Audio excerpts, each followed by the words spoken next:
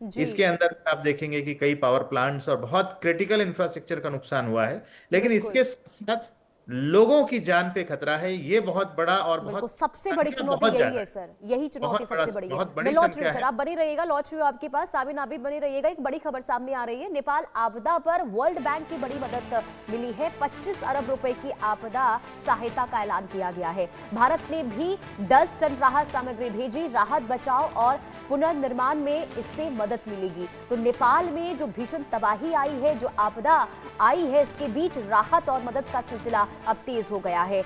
बाढ़ प्रभावित नेपाल के लिए वर्ल्ड बैंक ने 25 अरब रुपए की आपदा सहायता देने का ऐलान किया है और इस मदद का इस्तेमाल राहत, बचाव और पुनर्निर्माण के काम में किया जाएगा। वहीं भारत ने भी नेपाल के लिए 10 टन राहत सामग्री भेजी है और आपदा से प्रभावित इलाकों में जरूरी सामान पहुंचाने और राहत अभियान को मजबूत करने पर इस वक्त जोर दिया जा रहा है।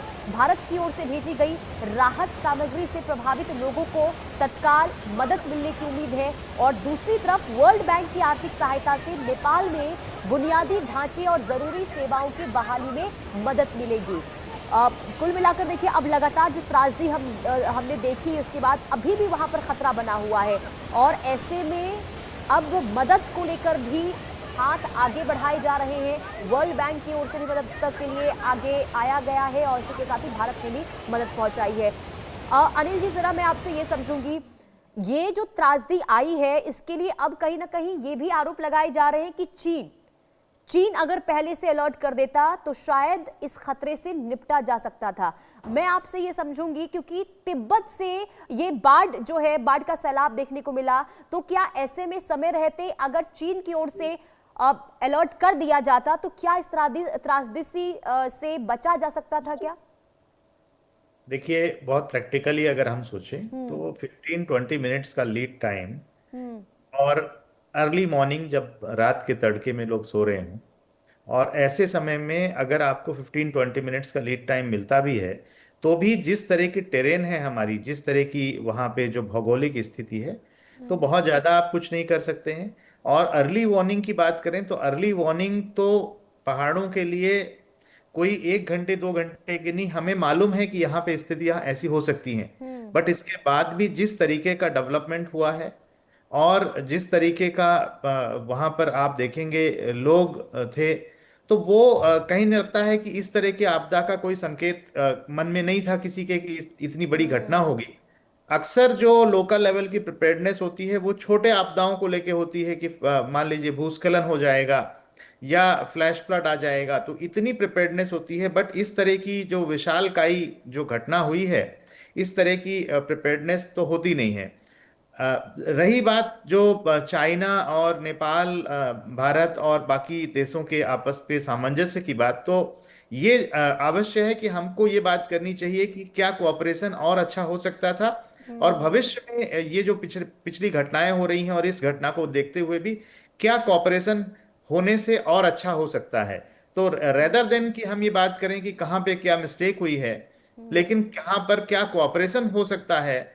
क्योंकि हम सब एक ही सिस्टम के पार्ट हैं। जो हिंदू कुश हिमालय है, जी। ये उसके भाग हैं। भारत भी एक राइपेरियन कंट्री है। अगर हम तिब्बत और नेपाल को देखें, और भारत के बाद फिर बांग्लादेश का भी प्रभाव होता है, ऊपर चाइना होता है, तो सबका। और इस तरह की जब कोई आपदा होती है तो कोई एक देश बस प्रभावित नहीं होता, इकोनॉमी और सप्लाई चेन सिस्टम सभी देशों के प्रभावित होते हैं।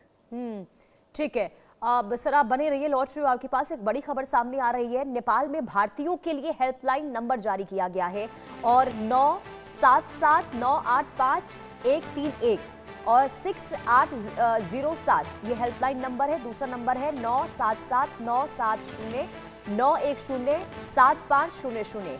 ये हेल्पलाइन नंबर जारी हुआ है। नेपाल में भारतीय दूतावास ने ये नंबर जारी किया है ताकि अगर कोई भी भारतीय नेपाल में इस वक्त फंसा है तो इस नंबर पर कॉल करके मदद मांगी जा सकती है और तुरंत मदद के लिए भारत की ओर से जो है तैयारियां भी की गई है। साबिन हमारे साथ बने हुए हैं। साबिन, क्योंकि पर्यटकों को लेकर भी जो आंकड़े सामने आए हैं वो वाकई में चौंका देने वाले हैं। 400 से ज्यादा पर्यटक वहां पर फंसे थे, जिनमें से अधिकतर भारतीय बताए जा रहे हैं। जो पर्यटक जिनके बारे में कोई भी जानकारी नहीं मिल पा रही है, उन तक मदद पहुंचाने को लेकर, उनके बारे में जानकारी इकट्ठा करने को लेकर क्या इस वक्त कदम उठाए जा रहे हैं नेपाल में?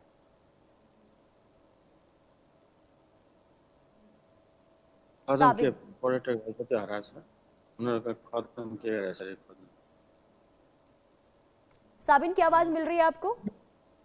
हाँ या साबिन, अब मैंने जी, मैंने मैंने बताया था इसमें 826 लोग संपर्क बाहर की जानकारी हुआ है। इसमें 113 नेपाली और 466 विदेशी नागरिक लापता है इसमें।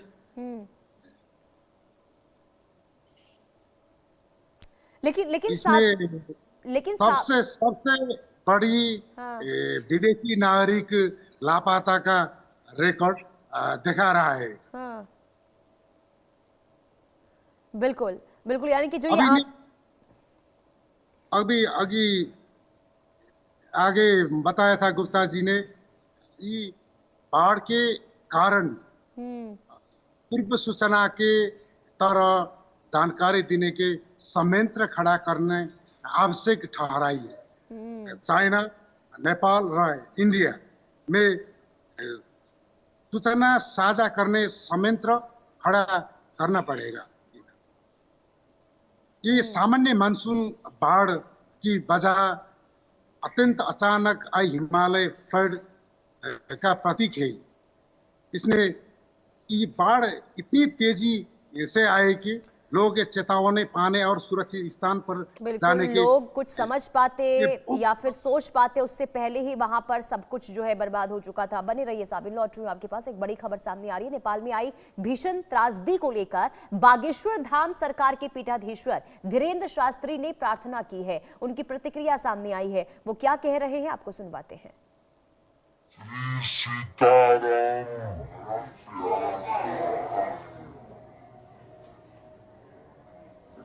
नेपाल में जो यह विचित्र तो लगता है कुछ टेक्निकल खामी है, सही तरीके से उनकी आवाज हम तक नहीं पहुंच पाई। सुनेंगे उन्होंने क्या कहा है। लेकिन अनिल सर जरा ये समझाइए, क्योंकि हिमालय में ग्लेशियर लगातार पिघल रहा है, ऐसे में भविष्य के लिए क्या माना जाए? ऐसी स्थिति जो है वो बार बार देखने को मिल सकती है क्या? देखिए, ग्लेशियर्स का पिघलना, ये मानते हैं कि ग्लोबल वार्मिंग जो बढ़ी है इसकी वजह से कुछ ग्लेशियर्स के पिघलने की रेट जो है बढ़ गई है।